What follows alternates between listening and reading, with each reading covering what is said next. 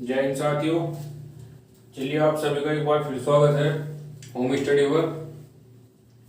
और दोस्तों ये क्लास हमारी दिल्ली पुलिस के लिए स्पेशल चलती है कॉन्स्टिट्यूशन की। ठीक, चलिए इसमें हमने अपने पार्ट थर्ड तक अपना कंप्लीट कर लिया था। आज हम अपना भाग 4 पढ़ेंगे। ठीक, भाग 4 में क्या है हमारा ये देखते हैं।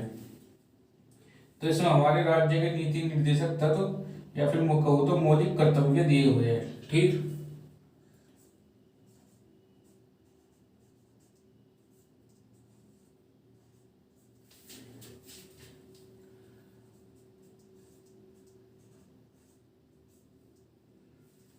ठीक है।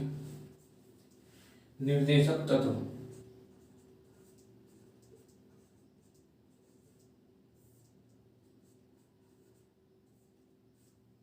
ये बताया गया है इसमें हमारा।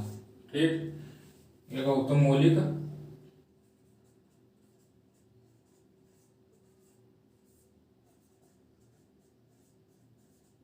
कर्तव्य इसके अंदर दिए हुए हैं।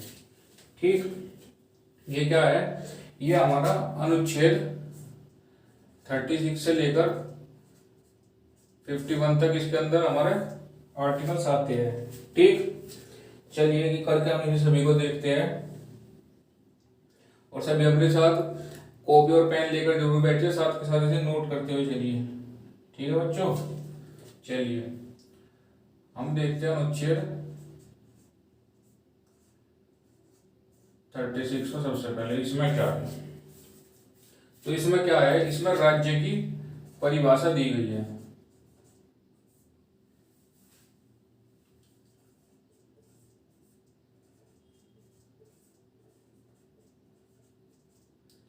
इसके अंदर राज्य की परिभाषा दी गई है। ठीक, अनुच्छेद 37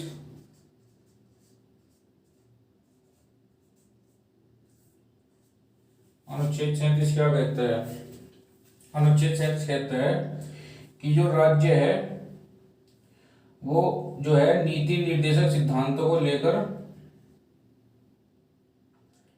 किसी भी न्यायालय में चुनौती नहीं दे सकता। ठीक, जो हमारे ये है नीति निर्देशक या फिर हमारे मौलिक कर्तव्य जो है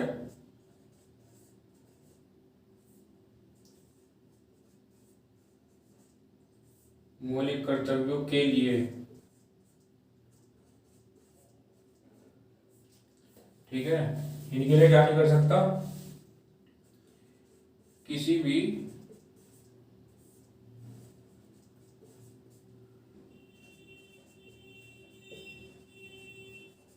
न्यायालय में चुनौती नहीं दे सकता।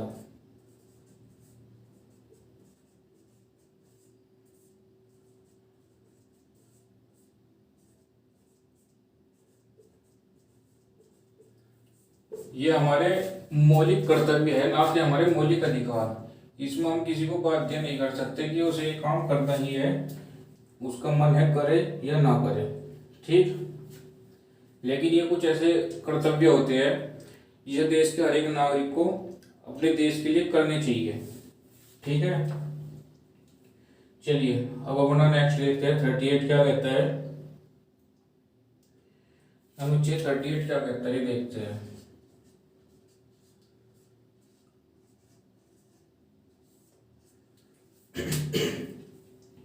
अनुच्छेद 38 कहता है कि जो हमारा राज्य है, ठीक, वो ऐसी सामाजिक व्यवस्था बनाएगा जिसमें व्यक्तियों को सामाजिक, आर्थिक और राजनीतिक न्याय जो है वो समान रूप से प्राप्त हो। ठीक है, राज्य क्या करेगा, एक ऐसी अर्थव्यवस्था बनाएगा जिसमें उस राज्य के नागरिकों को सामाजिक, आर्थिक और आपका राजनीतिक, ये सारी जो है ये सारी सुविधाएं या न्याय, ठीक है, ये जो है समान रूप से प्रत्येक नागरिक को मिले।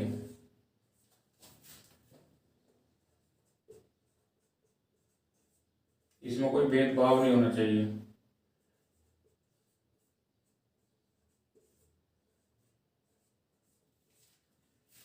ठीक बच्चा, चलिए ना नोट डाउन करिए, फिर आगे देखते हैं।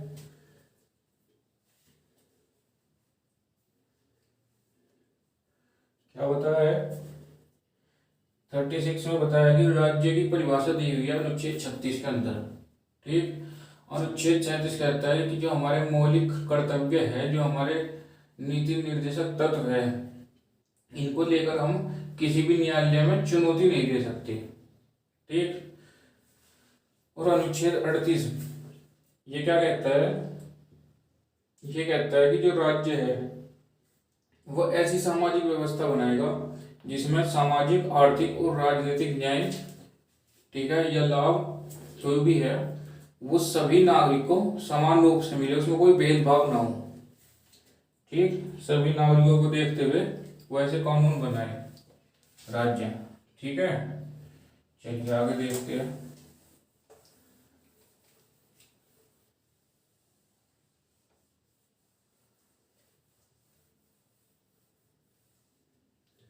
आगे आता है हमारा अनुच्छेद 39। इसका एक अर्थ हो, इसका ये इम्पोर्टेंट है। अनुच्छेद 39 का ए, ये क्या कहता है, ये कहता है इसके अंतर्गत क्या है कि जो कानूनी सहायता है वो सभी को निःशुल्क मिलनी चाहिए। ठीक है,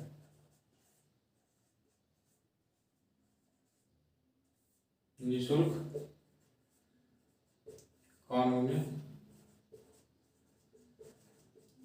सहायता, निःशुल्क कानूनी सहायता की बात की गई है। सभी को कानूनी सहायता फ्री में मिलनी चाहिए, इसके लिए किसी से कोई पैसा न लिया जाए। ठीक, चलिए अब आगे चलते हैं अपना अनुच्छेद 40 की तरफ। ये क्या कहता है, तो अनुच्छेद 40 में एक बात कही गई है, किस चीज की, पंचायत राज्य व्यवस्था की। ठीक, इंपॉर्टेंट है ये आपका, बहुत बार क्वेश्चन में पूछा गया है कि पंचायत राज व्यवस्था किस आर्टिकल के अंदर है। ठीक है, पंचायत राज्य व्यवस्था। ठीक, पंचायत राज इसी के अंदर आता है, राज्य। ठीक, इसी के पंचायत राज से रिलेटेड ये आपका आर्टिकल है, इकलौता आर्टिकल है ये पंचायत राज से रिलेटेड। ठीक है, जिसमें आपका नीति निर्देशक तत्व के अंदर बताया गया है कि पंचायत राज्य व्यवस्था सभी जगह लागू होनी चाहिए। ठीक, चलिए अब देखते हैं अपना आर्टिकल 41। इसमें क्या कहा गया है, तो इसमें कहा गया है कि जो राज्य है वो बुढ़ापा, लाचारी, बेरोजगारी की स्थिति में सहायता करेगा लोगों की। ठीक है, राज्य क्या करेगा, बुढ़ापा, बेरोजगारी, लाचारी में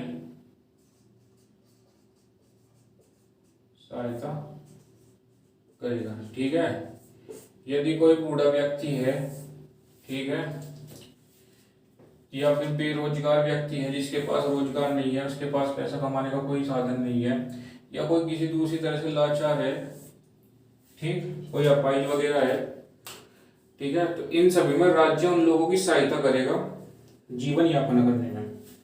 ठीक, चलिए बात करते हैं 42 की। आर्टिकल 42 क्या कहता है, आर्टिकल 42 कहता है कि जो राज्य है वो महिलाओं के लिए प्रसूति केंद्र स्थापित करेगा। ठीक, क्या करेगा,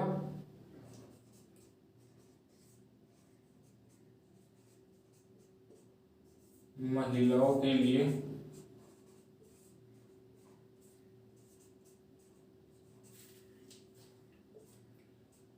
प्रसूति केंद्र स्थापित करेगा।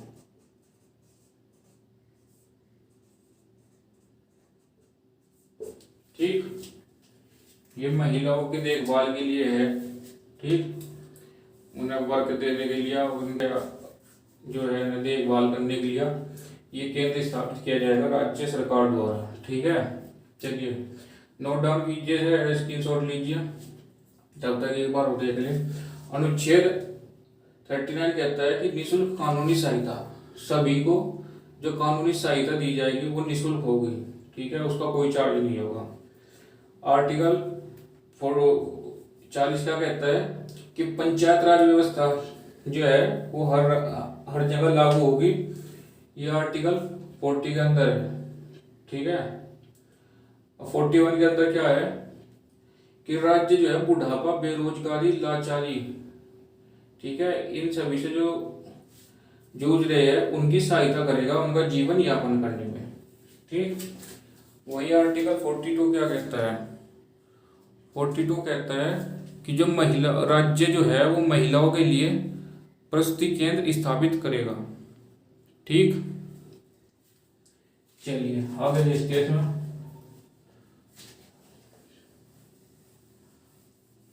इन्हें साथ के साथ नोट डाउन करते हुए चलिए, अपनी कॉपी में इंपोर्टेंट है सभी आर्टिकल्स। ठीक है बच्चों, चलिए अब अगर हम बात करें अनुच्छेद 43 की, तो अनुच्छेद 43 क्या कहता है? तो राज्य जो है सभी लघु या कुटीर, छोटे या बड़े उद्योगों को प्रोत्साहित करेगा। ठीक है, राज्य सभी लघु या कुटीर उद्योगों को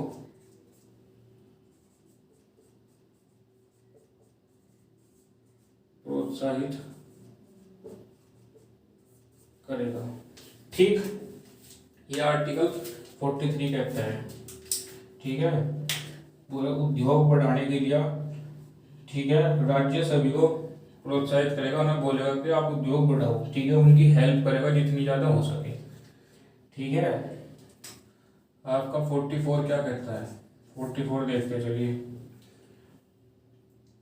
तो 44 कहता है कि राज्य जो है सभी वर्गों के लिए समान नागरिक संहिता लागू करेगा। ठीक है,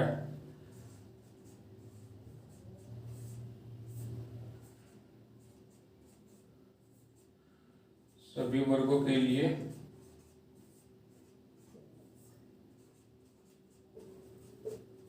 समान नागरिक संहिता लागू करेगा। ठीक, और अनुच्छेद 44 कहता है कि जो राज्य है वो सभी वर्गों के लिए, कोई भी वर्ग हो, छोटा वर्ग हो, बड़ा वर्ग हो, मध्यम वर्ग हो, सभी के लिए एक नागरिक संहिता, ठीक है, सभी को एक समान लेकर चलेंगे। ठीक है, इसमें चलिए आगे देखते हैं आर्टिकल 45 में ये क्या कहता है। आर्टिकल 45 कहता है 6 से 14 साल के बच्चों की शिक्षा। 6 से 14 साल के बच्चों की शिक्षा। ठीक है, 6 से 14 साल के बच्चों को फ्री में शिक्षा दी जाएगी। ये आपको अनुच्छेद 45 कहता है, और यही आपका आर्टिकल 21 भी कहता है। मौलिक कर्तव्य भी कहता है, और मौलिक अधिकार जो है किसी भी बच्चे का, ठीक है, 6 से 14 साल तक के बच्चे को से एक बेसिक शिक्षा मिलनी चाहिए, ये उसका एक मौलिक अधिकार भी है। ठीक है, आर्टिकल 21 में ये भी बताया गया है। ठीक, वहां भी रखा गया है इस चीज को। चलिए आगे देखते हैं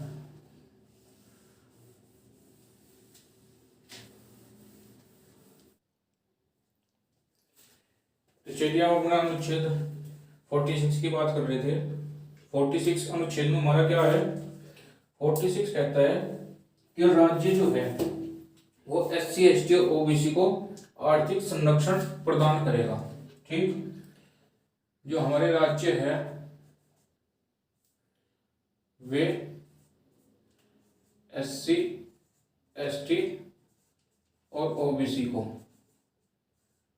क्या करेगा? आर्थिक संरक्षण प्रदान करेगा। ठीक,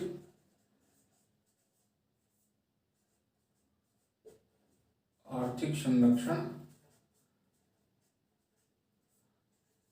प्रदान करेगा।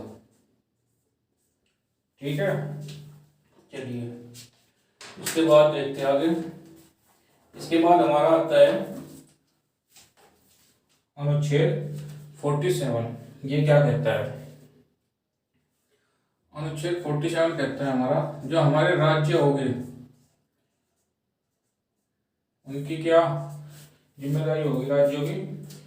तो हमारे जो राज्य होंगे वे अपने राज्य के लोगों के जीवन स्तर को ऊंचा उठाने के लिए प्रयत्न करेंगे। ठीक है, राज्य क्या करेंगे? अपने लोगों के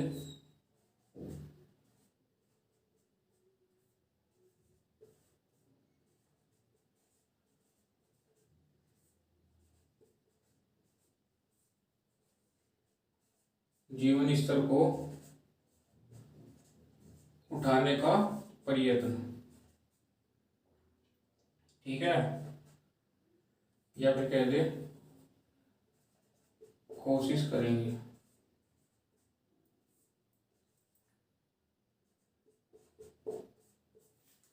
ठीक, मतलब जो भी राज्य है, जितने भी राज्य है उन सभी में जो भी सरकारें वहां पर काम कर रही है, ठीक है, तो वे सरकार जो वहाँ के लोग हैं उस राज्य के, उन लोगों के जीवन स्तर को बढ़िया बनाने के लिए, उनके जीने का रहने सहने का तरीके को बढ़िया बनाने के लिए प्रयत्न करेंगे। ठीक है, या कोशिश करेंगे। ठीक, चलिए आगे देखते हैं अनुच्छेद 48 क्या कहता है हमारा। ठीक है, तो जो हमारा राज्य है वो दुधारू पशुओं के वध पर रोक लगाएगा। ठीक है, कृषि और पशुपालन को प्रोत्साहित करेगा। ठीक, उसे बढ़ावा देगा। ठीक है, लिखा जाए तो पशुपालन और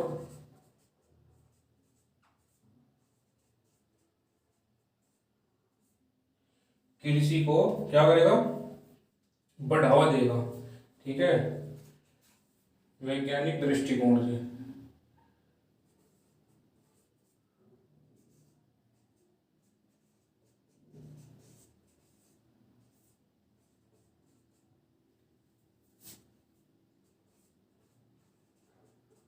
वैज्ञानिक दृष्टिकोण से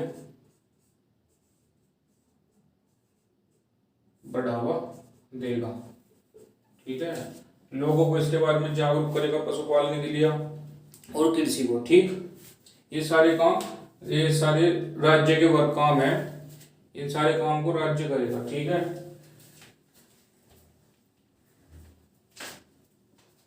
चलिए आगे देखते हैं। इसके बाद हमारा, आप इधर अपना नोट डाउन कर लीजिए। इसके बाद आता है हमारा आर्टिकल 48 का ए। ये सारे आर्टिकल बहुत इंपॉर्टेंट है बच्चों, इन्हें अपने कॉपी में साथ के साथ नोट डाउन करते चलिए। 48 का ए क्या कहता है? 48 का ये कहता है कि जो हमारे राज्य है वे पर्यावरण और वन्य जीव संरक्षण की जिम्मेदारी लेंगे। ठीक है, राज्य सरकार का एक और काम है। क्या काम है? पर्यावरण और वन्य जीव संरक्षण।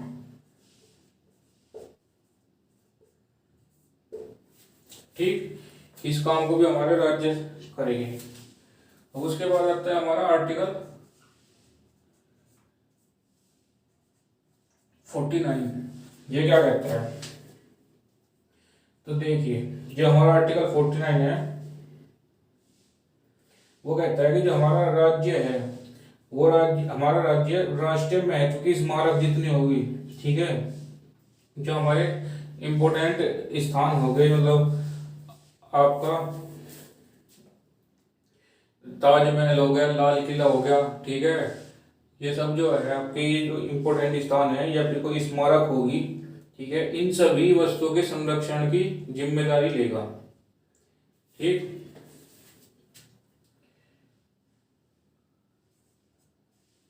जिसको राष्ट्रीय स्मारक घोषित किया गया है।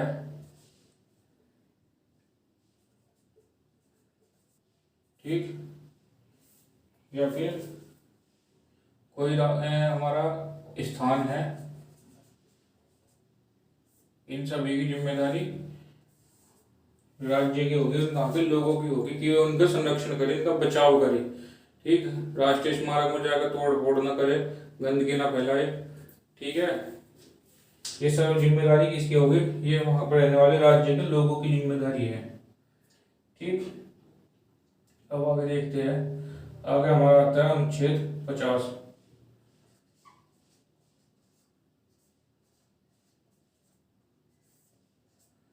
ये क्या कहता है? राज्य जो है ऐसे कानून बनाएगा, इसके अंतर्गत अनुच्छेद 50 के अंतर्गत क्या करेंगे? जो जो कार्यपालिका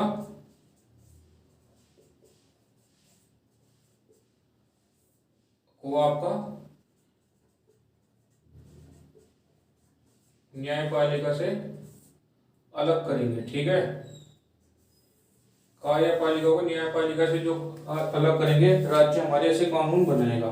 ठीक है, न्यायपालिका कार्यपालिका एक साथ वर्क नहीं कर सकती। ठीक, चलिए आगे देखते हैं। अब आगे हम बात करें, अनुच्छेद हमारा 51 आता है, और 51 में क्या कहा गया है? 51 में कहा गया है इंटरनेशनल फ्रेंडशिप। ठीक है,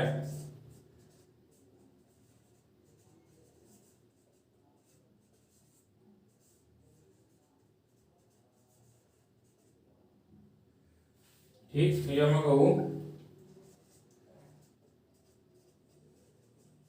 तो अंतरराष्ट्रीय मैत्री।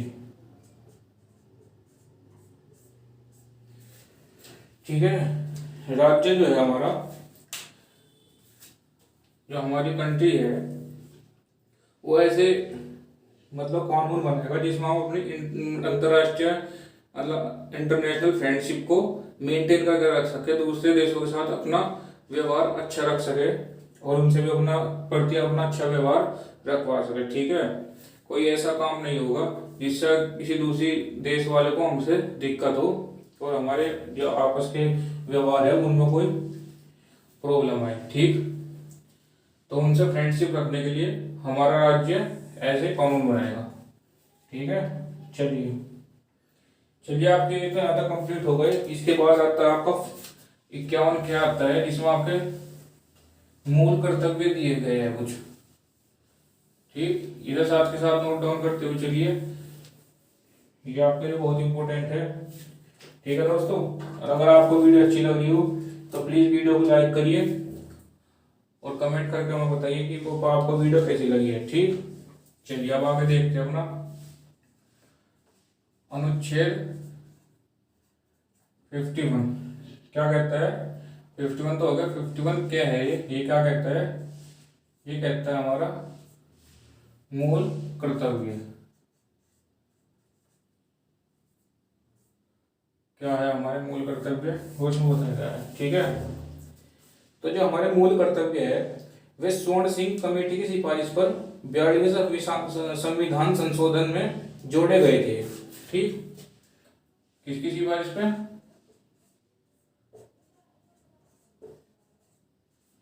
स्वर्ण सिंह कमेटी की सिफारिश पर।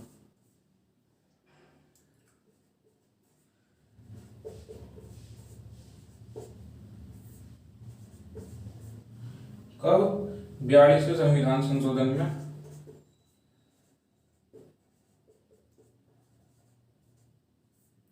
कब हुआ था ये? ये बताओ कब हुआ था? तो ये 42 संविधान संशोधन में जोड़े गए थे और इसका एक अलग पार्ट बना दिया गया था 51 के। ठीक है, चलिए आगे चलते हैं। इसमें ये हमारे कुछ 11 मूल कर्तव्य बताए गए हैं। ठीक है, ये हमारे मूल कर्तव्य है। यह किसी भी नागरिक को इन कर्तव्यों का पालन करना चाहिए। ठीक है, ये देख लेते हैं एक बार कौन कौन से कर्तव्य है। तो पहले नंबर पे क्या आता है हमारा? पहले नंबर पर आता है कि संविधान का पालन करना।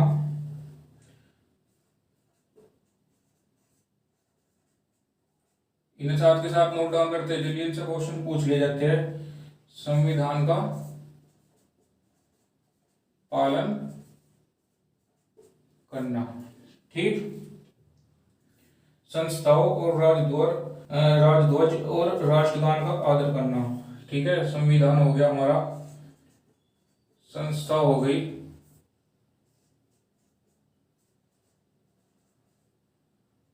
राष्ट्रध्वज हो गया और हमारा राष्ट्रगान हो गया। ठीक, ये हमारे पहले के अंदर रखते हैं।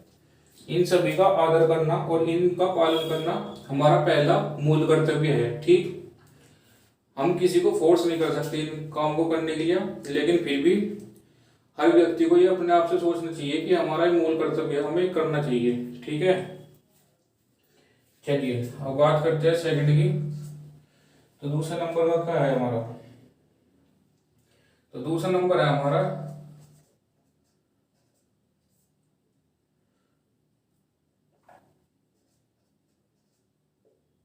जो हमारे स्वतंत्र सेनानी हैं,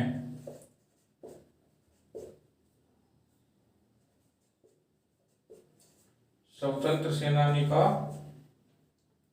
सम्मान करना।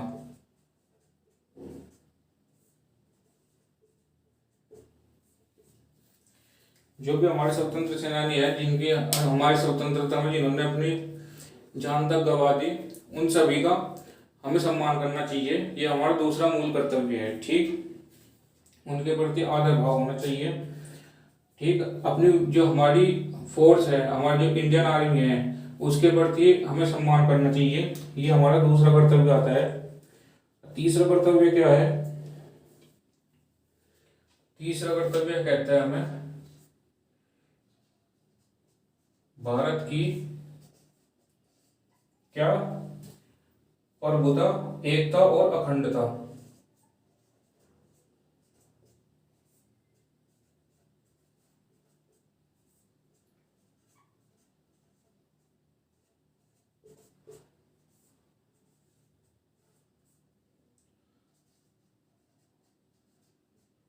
बनाए रखना।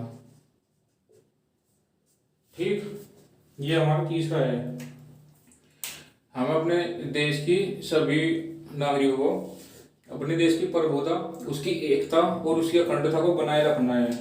ठीक, चलिए अब आगे चलते हैं। इन्हें आप नोट डाउन कर लीजिए, फिर उससे आगे करता हूं मैं।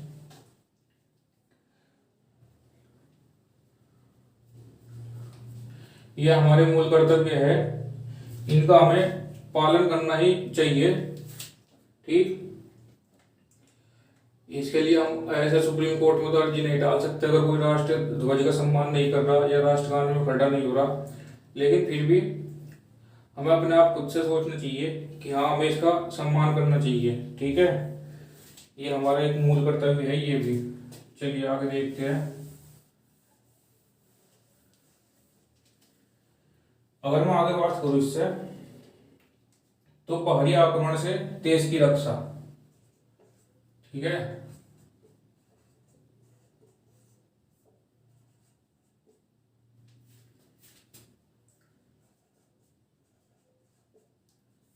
बाहरी आक्रमण से देश की रक्षा। ठीक है, अगर कोई हमारे देश पर कोई बाहरी आक्रमण हो रहा है तो भारत के हर नागरिक का ये फर्ज बनता है कि वो अपने देश की रक्षा के लिए खड़ा हो और आगे बढ़े। ठीक है, ये सिर्फ इंडियन आर्मी का वो नहीं है काम कि इंडियन आर्मी ही जाएगी और वो आपकी रक्षा करेगी, नहीं। ये हर नागरिक का कर्तव्य है कि वो खड़ा हो और अपने देश की रक्षा स्वयं करे। ठीक,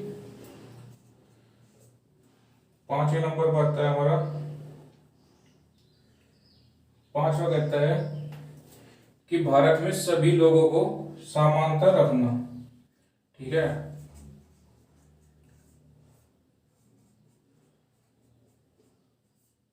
सभी लोगों को समानता रखना, किसी को एक दूसरे के जाति धर्म भेदभाव, जाति व धर्म से, ठीक है, गरीबी अमीरी को देखते हुए उनमें भेदभाव न करना, सभी में आपस में समानता बनाए रखना, ये हमारा 5वां मूल कर्तव्य है। ठीक, छठे की बात करें हम तो छठा है हमारा संस्कृति बनाए रखना। ठीक है, हमारी जो संस्कृति है भारत की, उसे बनाए रखना भी हमारा एक मूल कर्तव्य है। ठीक, 7वां है हमारा प्राकृतिक पर्यावरण,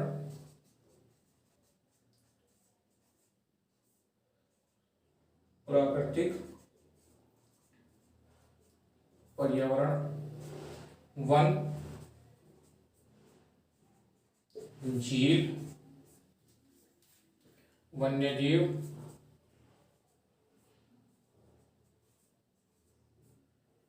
ठीक, इन सभी का संरक्षण।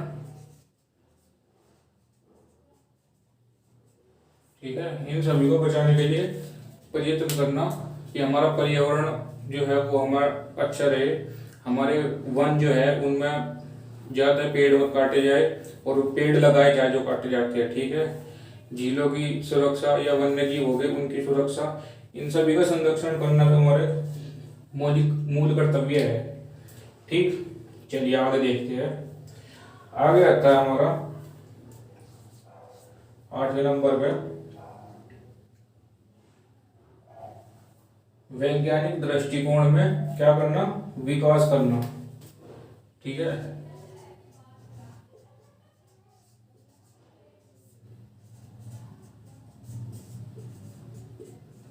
वैज्ञानिक दृष्टिकोण में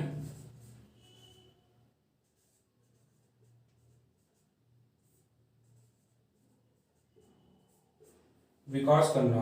ठीक, हम अपने देश को विज्ञान की तरफ भी बढ़ाना है और उसी दृष्टिकोण में हम अपने देश में जो है विकास करना है। जो हमारे नए स्टूडेंट्स हैं उन्हें हमें ज़्यादा से ज़्यादा सिखाना है विज्ञान के बारे में।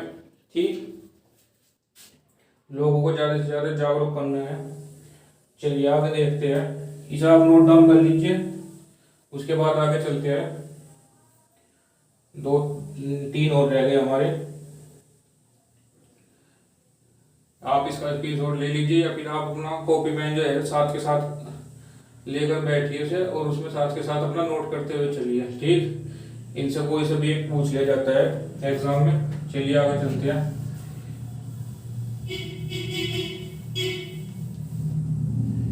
अगर मैं इससे आगे बात करूं तो हमारा 9th क्या है, 9वां है हमारा सार्वजनिक संपत्ति की सुरक्षा और हिंसा से दूर रहना। ठीक है,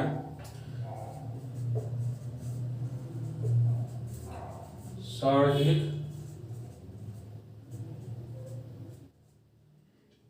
संपत्ति की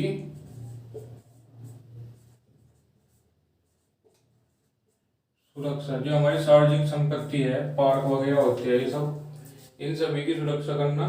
इसमें ज़्यादा मतलब इसमें ज़्यादा खुदड़ंग मत हो जाना। ठीक है, 10वां क्या कहता है हमारा, देश विकास के लिए निरंतर प्रयास करना। ठीक है, देश विकास के लिए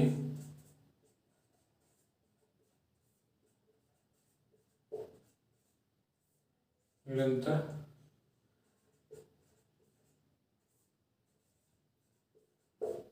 प्रयास करना। ठीक, अपने देश को विकास की तरफ ले जाने के लिए निरंतर हमें प्रयास करना है। ठीक, 11 क्या कहता है हमारा, फिर 11 कहता है कि जो प्रत्येक माता पिता, ठीक है, 6 से 14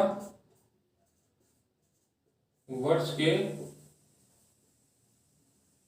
बच्चे को, ठीक, 6 से 14 वर्ष के बच्चे को शिक्षा दिलाई। ठीक है, 11 कहता है कि प्रत्येक माता पिता जो है 6 से 14 वर्ष के बच्चे को शिक्षा दिलाए। ठीक, एक बेसिक शिक्षा हर बच्चे के पास होनी चाहिए। ठीक है, तो चलिए ये आप इसे नोट डाउन कर लीजिए। यहाँ पर हमारा जो है पार्ट 4 खत्म हो जाता है हमारा। ठीक, और ये हमारे मूल कर्तव्य जो है ये भी हमारे खत्म हो जाते हैं। अनुच्छेद 51 के पार्ट में ये हमारे दिए गए हैं। ठीक है बच्चों, चलिए अगर आपको वीडियो अच्छी लगे तो प्लीज़ लाइक करके और कमेंट करके हमें बताइए, और हमारी नई वीडियो देखने के लिए आप हमारे चैनल को सब्सक्राइब करिए। धन्यवाद सर।